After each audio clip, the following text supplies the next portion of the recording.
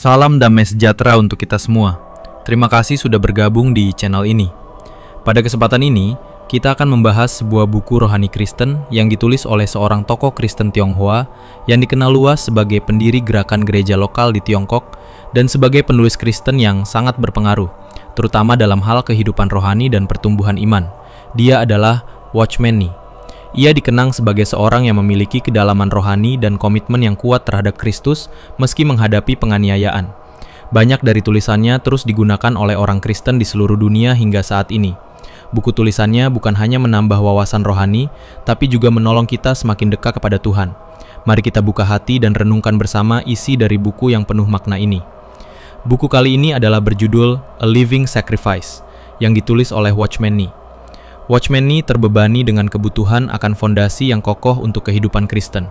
Maka ia memberikan serangkaian pelajaran dasar tentang kehidupan Kristen yang praktis selama sesi pelatihan untuk para pekerja yang diadakan di Kuling, Fuzhou, China pada tahun 1948. Ia menyatakan harapannya agar pelajaran-pelajaran penting ini dapat dipelajari dengan setia oleh umat Tuhan sehingga membangun fondasi yang baik untuk pembangunan tubuh Kristus. A Living Sacrifice, bagian pertama, baptisan. Menyadari secara lengkap baptisan dalam Alkitab, kita akan memfokuskan pertimbangan kita hanya pada dua aspeknya yang kami yakin harus diketahui oleh setiap orang percaya baru. Kedua aspek ini adalah: 1. Apa yang dapat dilakukan baptisan bagi seseorang, dan 2. Apa arti baptisan yang sebenarnya. Sebelum orang percaya dibaptis, ia harus melihat ke depan dan bertanya, sekarang setelah saya masuk ke dalam air, apa yang akan dilakukan baptisan bagi saya? Pertanyaan yang pertama ini adalah, bagaimana seseorang melihat baptisan itu? Namun setelah baptisan, orang percaya perlu melihat ke belakang dan mengajukan pertanyaan kedua, apa arti dari apa yang telah saya alami ini? Yang pertama adalah pandangan ke depan, pemahaman sebelum baptisan. Yang kedua adalah pandangan ke belakang, kepastian setelah baptisan. Kita harus mengerti dua aturan dasar kitab suci tentang baptisan. Aturan pertama adalah, siapa yang percaya dan dibaptis akan diselamatkan. Dan aturan kedua, tetapi siapa yang tidak percaya akan dihukum.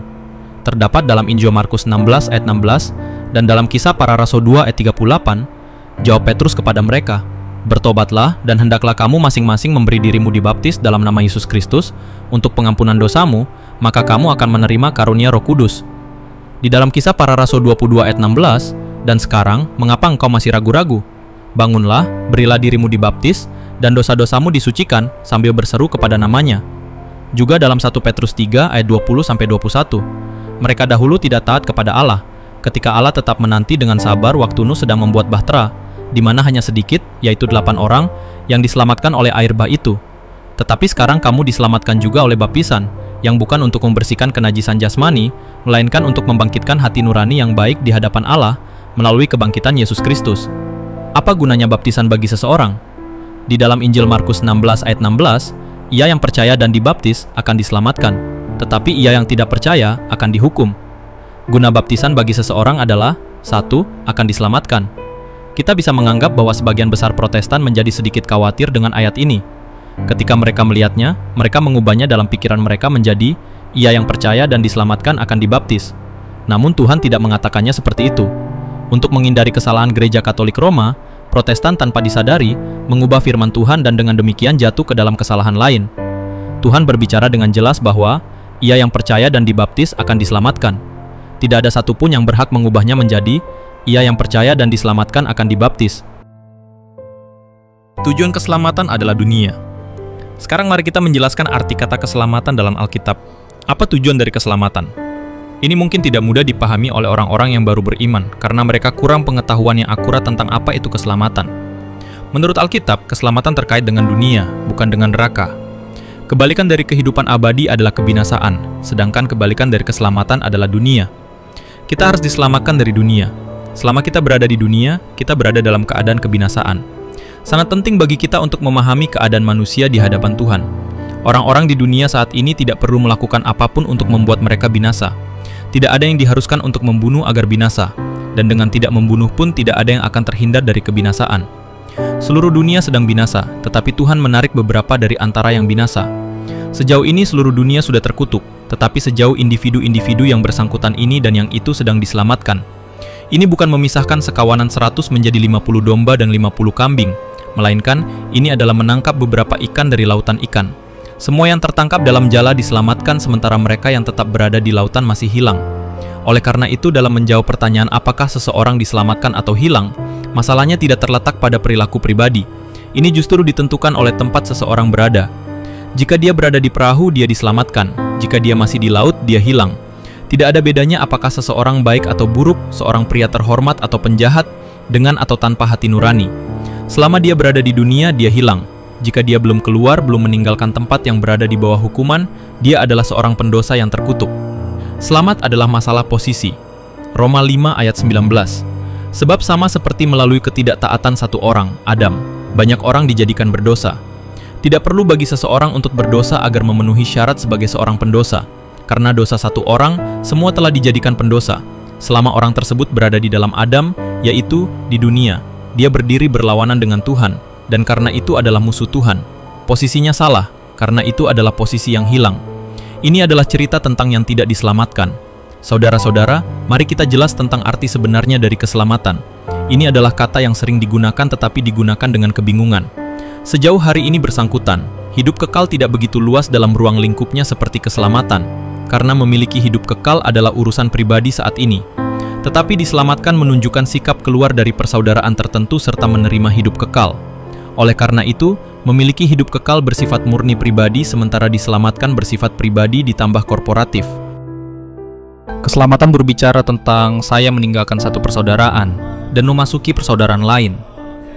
Hidup kekal hanya memberitahu saya apa yang telah saya masuki, tetapi tidak menyebutkan dari mana saya datang. Keselamatan mencakup keluar serta masuk, sementara hidup kekal hanya berurusan dengan masuk. Akibatnya, selama era ini, keselamatan lebih komprehensif dalam ruang lingkupnya daripada hidup kekal. Karena itu berurusan dengan masalah dibebaskan dari dunia, keluar dari dunia. Mari kita perhatikan 4 fakta utama mengenai dunia seperti yang ditunjukkan dalam Alkitab. Dunia dihukum atau dihakimi di hadapan Tuhan. Dunia terletak dalam yang jahat. Dunia menyalibkan Tuhan Yesus. Dan dunia adalah musuh Tuhan. Harap dicatat bahwa dunia tidak hanya berdosa, tetapi juga menyalibkan Tuhan Yesus. Oleh karena itu adalah musuh Tuhan. Ini adalah 4 fakta utama tentang dunia, sebagaimana Allah melihatnya. Semua orang yang ada di dunia, terlepas dari perilaku pribadi mereka, sudah dihakimi dan karenanya binasa. Yang salah dengan orang-orang di dunia ini jauh lebih dari sekadar tindakan pribadi yang tidak benar. Posisi mereka sendiri salah di hadapan Allah. Bagaimana seseorang dapat meninggalkan dunia jika ia masih sangat menyadari keindahannya? Namun suatu hari, ia dibuat melihat posisi dunia yang salah di hadapan Allah. Betapapun indahnya dunia, ia harus ditinggalkan. Jadi keselamatan berkaitan dengan pembebasan dari hubungan dan posisi yang tidak pantas di dunia.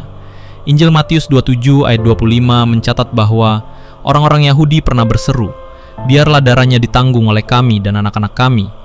Merujuk pada kalimat tersebut, meskipun saya tidak secara langsung bertanggung jawab atas pembunuhan Tuhan Yesus, nenek moyang saya telah membunuhnya. Meskipun saya tidak secara pribadi terlibat dalam tindakan tersebut, namun saya termasuk dalam persaudaraan yang telah membunuh Tuhan.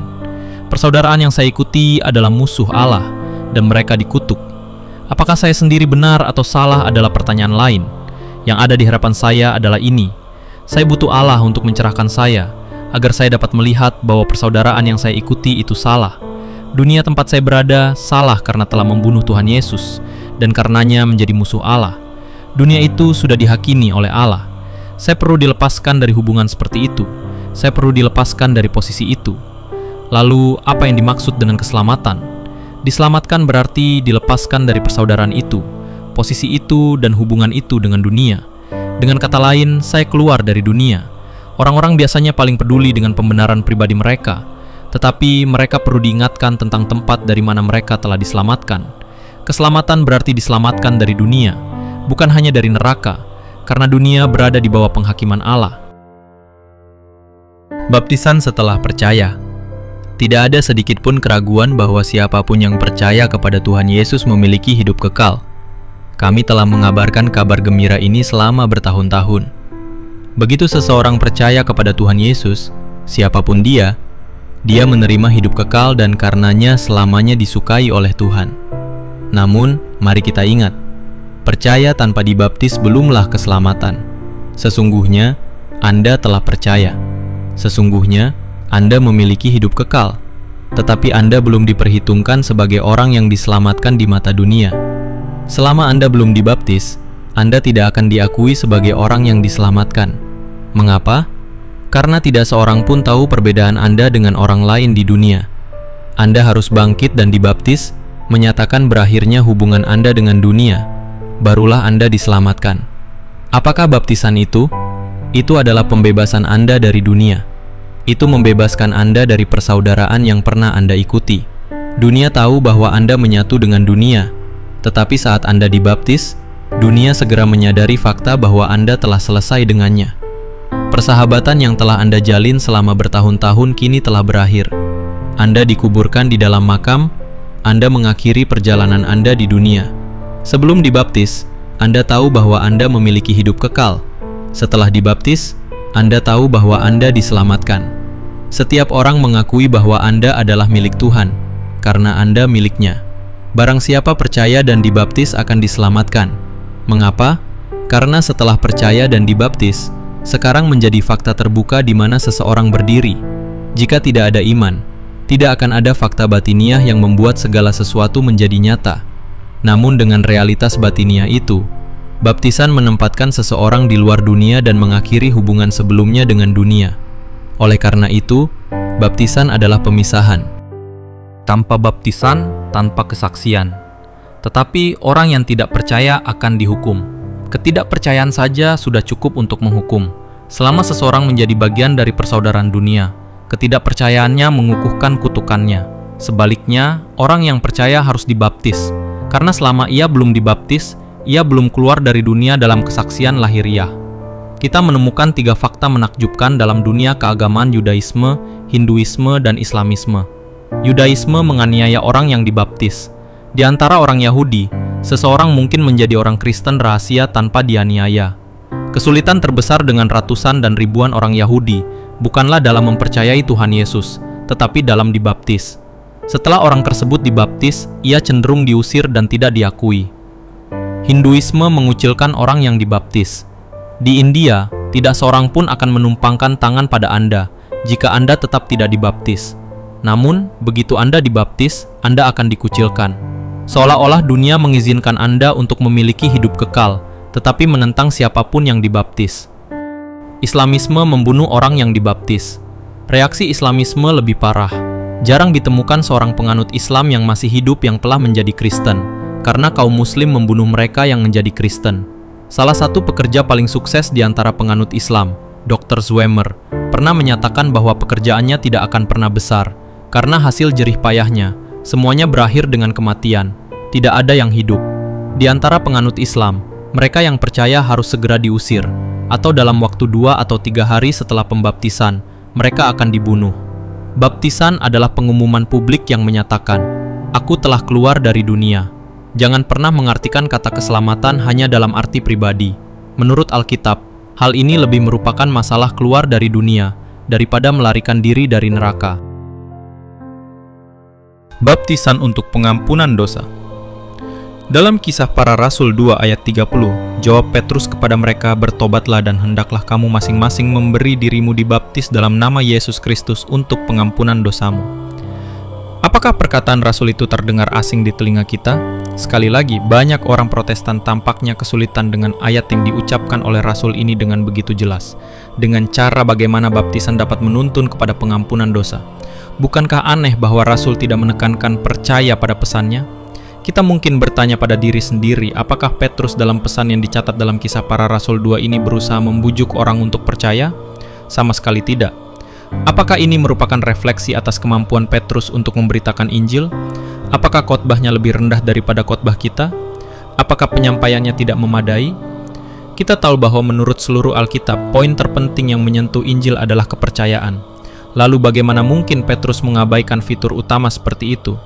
Ia dapat mengabaikan aspek-aspek lain yang kurang penting, tetapi tentu saja bukan yang ini. Namun anehnya ia berbicara tentang baptisan dan bukan tentang iman, dan Roh Kudus menyebabkan hati orang-orang yang mendengarkannya tertusuk. Sesuai dengan ortodoksi, kita akan menyatakan bahwa iman saja yang diperlukan, tetapi Petrus menyatakan bahwa para pendengarnya harus dibaptis dalam nama Yesus Kristus. Mengapa Petrus hanya berbicara tentang baptisan? itu karena semua pendengarnya adalah peserta dalam pembunuhan Tuhan Yesus. 50 hari yang lalu mereka telah berteriak, "Enyahkan orang ini." Lukas 23 ayat 18. Mereka telah berada di antara orang banyak yang meneriakkan penolakan mereka. Namun sekarang beberapa dari mereka ingin dipisahkan dari orang banyak. Bagaimana? Dengan dibaptis. Melalui baptisan mereka akan keluar dari dunia dan memutuskan hubungan mereka dengan persaudaraan itu. Begitu saya melangkah ke dalam air untuk dibaptis, dosa-dosa saya diampuni, yaitu saya keluar dari persaudaraan tempat saya pernah menjadi bagian. Itulah sebabnya Petrus pada hari Pentakosta memberitahu mereka untuk dibaptis dalam nama Tuhan Yesus, agar dosa-dosa mereka dapat diampuni. Tindakan baptisan ini menyebabkan mereka keluar dari dunia. Apakah Anda sekarang melihat bahwa Anda yang awalnya berasal dari dunia, dan karena itu adalah musuh Tuhan, akan diselamatkan jika Anda keluar darinya? Anda perlu mengakui di hadapan Tuhan dan manusia bahwa Anda telah keluar, dan saat ini tidak lagi dikaitkan dengan dunia.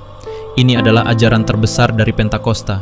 Biarlah pikiran kita dibentuk oleh catatan Tuhan dan bukan oleh sistem teologi Protestan manapun. Baptisan hapuskan dosa. Selanjutnya mari kita pertimbangkan kasus Paulus. Ananias berkata kepada Paulus dalam Kisah Para Rasul 22 ayat 16, "Bangunlah, berilah dirimu dibaptis dan dosa-dosamu disucikan sambil berseru kepada namanya." Paulus secara universal diterima sebagai guru, nabi, dan rasul terkemuka dalam kekristenan. Bagaimana jika ada beberapa kekurangan dalam pengalamannya maupun dalam ajarannya? Dia diperintahkan untuk tidak menunda, tetapi bangkit dan dibaptis. Mengapa? Untuk membersihkan dosa-dosanya. Gereja Katolik Roma keliru di sini dengan mengubah ayat ini menjadi pengalaman pribadi di hadapan Tuhan. Mereka gagal melihat bahwa kitab suci ini membahas masalah dunia. Akibatnya mereka membaptis orang yang sekarat untuk membersihkan dosa-dosa mereka. Mereka tidak mengakui bahwa baptisan berhubungan dengan dunia dan bukan dengan Tuhan. Namun kaum Protestan juga keliru dalam upaya menyembunyikan ayat tersebut. Paulus yang sebelumnya adalah orang dunia, sekarang setelah ia percaya dan melihat Tuhan Yesus, harus bangkit dan dibaptis. Dengan dibaptis, dosa-dosanya dihapuskan, karena ia telah memutuskan hubungannya dengan dunia. Jika seseorang menjadi orang Kristen secara diam-diam tanpa dibaptis, dunia akan tetap menganggapnya sebagai bagian dari dirinya. Orang percaya mungkin mengatakan bahwa ia telah diselamatkan, tetapi dunia tidak akan menerima pernyataannya. Ia baru akan memaksa dunia untuk melihat keselamatannya setelah ia dibaptis. Siapakah yang begitu bodoh untuk masuk ke dalam air kecuali ada alasan yang baik untuk itu? Ya, segera setelah seorang Kristen dibaptis, ia dibebaskan dari dunia. Oleh karena itu, air ini terhubung dengan dunia. Dunia akan tetap menganggap seseorang sebagai bagian dari dirinya jika ia tidak memberikan ekspresi lahiriah dari iman batiniahnya. Misalnya, di daerah Kuling, Focou, ada festival berhala di musim gugur. Setiap penduduk diharapkan untuk berkontribusi pada festival tersebut. Jika seseorang hanya mengatakan bahwa ia telah percaya kepada Tuhan dan karena itu tidak dapat berpartisipasi, ia tetap tidak akan dimaafkan. Namun hendaklah ia dibaptis, dan ia akan segera dikenal telah meninggalkan dunia. Karena itu, baptisan adalah cara terbaik untuk pemisahan. Melalui baptisan, orang percaya menyatakan kepada seluruh dunia bahwa ia telah memutuskan hubungannya dengan dunia dan telah keluar darinya. Karena baptisan adalah kesaksian umum, maka baptisan harus dilakukan secara terbuka. Seringkali, orang yang tidak percaya mungkin datang ke acara pembaptisan. Namun, beberapa orang percaya menyarankan agar tidak ada terlalu banyak penonton dalam acara pembaptisan untuk menghindari kebingungan. Nah, apakah ini berarti bahwa Yohanes Pembaptis masih harus belajar sesuatu dari kaki mereka? Karena tidak diragukan lagi bahwa pemandangan di Sungai Yordan benar-benar tidak teratur. Tidak, biarlah dunia menyaksikan apa yang kita lakukan. Diselamatkan melalui air. Firman Tuhan memelihara kesatuan pikiran. Dikatakan dalam 1 Petrus 3 ayat 20-21, pada zaman Nuh, di mana hanya sedikit, yaitu 8 orang yang diselamatkan melalui air. Ini memberikan sudut pandang yang sedikit berbeda terhadap keselamatan. Tuhan menyatakan bahwa dia yang percaya dan dibaptis akan diselamatkan. Petrus menyatakan pada hari Pentakosta, "Bertobatlah dan hendaklah kamu masing-masing dibaptis dalam nama Yesus Kristus untuk pengampunan dosamu, maka kamu akan menerima karunia Roh Kudus." Paulus diperintahkan untuk bangunlah, berilah dirimu dibaptis dan bersihkan dosa-dosamu sambil berseru kepada namanya yaitu Sang Kristus. Tetapi Petrus di sini menunjukkan kepada kita bagaimana diselamatkan melalui air, yaitu Dia dalam bahasa aslinya. Apapun yang tidak dapat melewati air tidak diselamatkan tetapi ditenggelamkan. Pada zaman Nuh, semua orang dibaptis, tetapi hanya 8 jiwa yang keluar dengan selamat dari air. Kecuali 8 orang itu, semuanya terhanyut dan tidak dapat muncul kembali. Dengan kata lain, bagi mereka, air itu menjadi air kematian. Namun bagi kita, air ini adalah air keselamatan. Mereka tenggelam ke dalam air dan tenggelam ke dasar, tetapi kita muncul dari dalamnya. Tidakkah Anda memperhatikan bahwa ada sesuatu yang positif dalam perkataan Petrus? Memang benar bahwa ketika banjir datang, seluruh umat manusia tenggelam. Meskipun demikian, ada 8 orang di dalam bahtera yang muncul dari air. Air tidak dapat menahan mereka. Ke-8 orang ini diselamatkan, sementara sisanya binasa. Saat ini seluruh dunia berada di bawah murka Allah. Namun jika saya dibaptis, saya telah melewati murka Allah dan telah keluar dari dunia yang terkutuk. Inilah arti baptisan. Baptisan adalah pencelupan di satu sisi dan kemunculan di sisi lain. Ini berbicara tentang melewati air dan keluar darinya. Mari kita tekankan sisi kemunculan. Semua masuk ke dalam air, tetapi hanya 8 orang yang keluar. Saat ini, kita juga diselamatkan oleh baptisan. Bagaimana ini terjadi? Karena kita telah masuk ke dalam air dan kemudian muncul darinya. Tidak seorang pun yang belum percaya kepada Tuhan Yesus harus dibaptis, karena ia tidak akan dapat keluar dari air. Namun, kita orang percaya dapat bersaksi kepada dunia bahwa kita telah menemukan jalan keluar. Baptisan mengeluarkan kita dari dunia. Sekarang kita harus memahami dengan jelas apa yang dapat dilakukan baptisan bagi kita.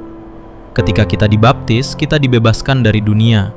Orang percaya baru tidak boleh membiarkan bertahun-tahun berlalu sebelum ia dibebaskan dari dunia.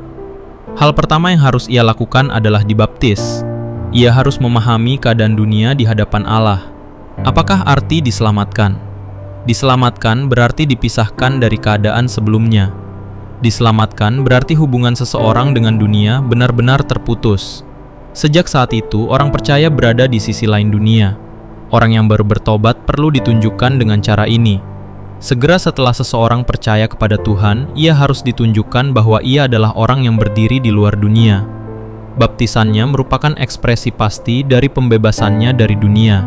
Setelah itu, ia tinggal di dalam bahtera dan karena itu telah pergi ke sisi yang lain.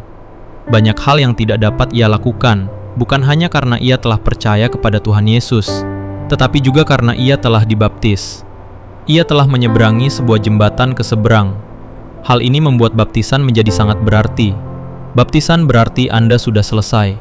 Kesalahan Protestantisme adalah mengabaikan pentingnya baptisan ketika berusaha menyempurnakan doktrin keselamatan. Kita harus mengembalikan tempat baptisan saat ini. Apakah maknanya? Itu adalah keluar dari dunia. Itu adalah prosedur yang tepat untuk dibebaskan dari dunia. Ketika seseorang dibaptis, ia menyatakan kepada orang-orang bahwa ia telah keluar dari dunia. Nona M.I. Barber telah mengungkapkannya dalam bentuk puisi. Lalu kubur dengan orang-orang terkasih menangis, mengetahui bahwa semua kehidupan telah berlalu. Orang-orang terkasih ini tahu bahwa Anda sudah selesai, bahwa Anda telah sampai di ujung jalan Anda. Baptisan seperti itu paling efektif. Apapun yang lebih tinggi dari ini tidak praktis. Anda harus keluar dari alam lama. Untuk memiliki hidup kekal adalah kisah roh Anda di hadapan Tuhan.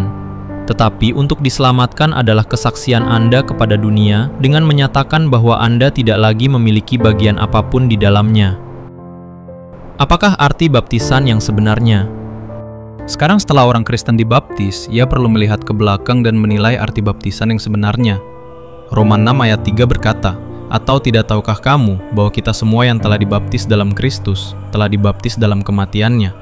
Di dalam Kolose 2 ayat 12, "Karena kita telah dikuburkan bersama-sama dengan Dia dalam baptisan, dan di dalam Dia kamu turut dibangkitkan juga oleh iman kepada kerja kuasa Allah yang telah membangkitkan Dia dari antara orang mati." Ini adalah melihat ke belakang, bukan ke depan. Ingatlah bahwa kata-kata dalam Markus 16, Kisah Para Rasul 2, Kisah Para Rasul 22, dan 1 Petrus 3 adalah kata-kata yang diucapkan sebelum baptisan. Sedangkan kata-kata dalam Roma 6 dan Kolose 2 diucapkan setelah baptisan. Setelah baptisan, kita diberitahu oleh Allah bahwa dalam baptisan kita benar-benar dibaptis ke dalam kematian Tuhan dan dikuburkan bersamanya. Dan demikian pula kita dibangkitkan bersamanya dalam kebangkitan. Roma 6 menekankan kematian dan penguburan, meskipun di samping itu juga menyinggung kebangkitan. Kolose 2 bagaimanapun menekankan penguburan dan kebangkitan. Oleh karena itu, ini merupakan langkah lebih jauh, karena titik fokusnya adalah kebangkitan. Air berfungsi sebagai kuburan. apa yang dikuburkan harus mati, tetapi apa yang muncul harus hidup dalam kebangkitan. Roma menggambarkan bagian pertama dari kebenaran, dan Kolose bagian terakhir dari kebenaran yang sama. Injil yang sangat hebat. Mungkin suatu kali, ketika Anda merasakan beratnya dosa-dosa Anda mendengar tentang kematian Tuhan Yesus. Berita seperti itu benar-benar merupakan Injil bagi Anda. Atau, mungkin pada saat Anda menyadari betapa jahatnya Anda dan mencoba yang terbaik untuk membebaskan diri Anda dari kekuasaan dosa tetapi tidak berhasil, mungkin pada saat itu Anda mengetahui bahwa Anda sudah mati. Itulah Injil bagi Anda. Puji Tuhan, karena demikianlah Injil Yesus Kristus. Sebagaimana kematian Tuhan adalah Injil yang agung, demikian pula kematian kita di dalam Kristus adalah Injil yang agung. Mengetahui kematian Tuhan adalah hal yang menggembirakan. Mengetahui kematian diri sendiri di dalam Tuhan juga merupakan hal yang menggembirakan. Apa pikiran pertama Anda ketika mendengar berita kematian? Seperti Yusuf dari Arimatea, Anda berpikir tentang penguburan. Karena penguburan adalah reaksi pertama manusia terhadap kematian. Injil menyatakan hari ini bahwa Anda telah mati di dalam Kristus. Hal pertama yang harus dilakukan setelah itu adalah mempersiapkan penguburan. Oleh karena itu, saudara-saudara terkasih, ketika Anda melangkah ke dalam air baptisan, atau ketika Anda mengingat kembali baptisan Anda setelah bertahun-tahun berlalu, Anda perlu mengingat bahwa Anda sudah mati. Anda meminta orang untuk menguburkan Anda, karena Anda yakin Anda telah mati. Anda pasti akan menolak dengan keras jika ada orang yang ingin menguburkan Anda sebelum kematian Anda. Bahkan jika Anda terlalu lemah untuk menyuarakan keberatan Anda pasti akan menolak dikuburkan sebelum Anda menghembuskan napas terakhir. Oleh karena itu, kematian adalah prasyarat penguburan. Orang-orang percaya baru harus diberitahu bahwa pada saat penyaliban Tuhan Yesus, mereka juga disalibkan. Atas dasar inilah, mereka meminta untuk dikuburkan di dalam air. Namun, sebagaimana Tuhan Yesus dibangkitkan dari antara orang mati, mereka juga akan dibangkitkan melalui kuasa kebangkitan yang sama di dalam diri mereka. Ketika keluar dari air, mereka menjadi orang-orang yang dibangkitkan. Mereka bukan lagi diri mereka yang dulu. Ini adalah sesuatu yang seharusnya sering mereka ingat kembali. Setelah percaya bahwa mereka telah mati, mereka meminta untuk dikuburkan. Sekarang setelah keluar dari air, mereka akan berjalan dalam kehidupan yang baru. Mereka sekarang berada di pihak kebangkitan. Kita berada di dalam Kristus. Dahulu kala, ada judul di surat kabar yang berbunyi satu pribadi, tiga kehidupan. Ceritanya begini. Setelah seorang wanita hamil dibunuh, pihak medis kemudian menemukan bahwa ada anak kembar di dalam rahimnya. Itulah judul yang aneh. Kami ingin menarik perhatian Anda pada fakta bahwa dalam kasus Tuhan kita, hanya ada satu pribadi tetapi kehidupan yang tak terhitung banyaknya. Ini sebenarnya makna dari frasa Alkitab di dalam Kristus. Secara lahiriah, pembunuh itu hanya membunuh ibunya, tetapi karena anak kembar ada di dalam rahim ibu, mereka juga mati ketika ibunya meninggal. Demikian pula, ini terjadi pada mereka yang ada di dalam Kristus.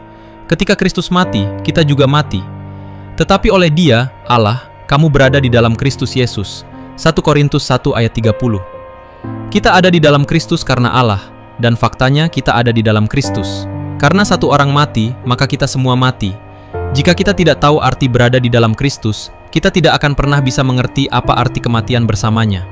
Si kembar bisa mati bersama-sama dengan sang ibu, karena mereka berada di dalam rahim sang ibu.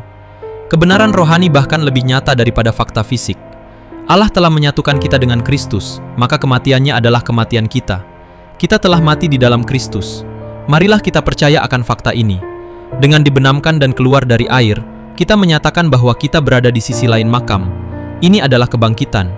Perhitungan dalam Roma 6 adalah memperhitungkan bahwa kita hidup bagi Allah di dalam Kristus Yesus, dan juga bahwa kita mati bagi dosa di dalam Kristus Yesus. Meskipun dalam diri kita sendiri, kita mungkin tidak merasakan perbedaan apapun, namun pengalaman yang mulia ini ada di dalam Kristus. Kami sungguh-sungguh berharap bahwa semua orang percaya baru akan dibawa ke dalam latihan ini. Dengan menyadari bahwa mereka telah mati, mereka membiarkan diri mereka dikuburkan di dalam air. Dengan melihat bahwa mereka telah dibangkitkan, mereka keluar dari air untuk melayani Allah.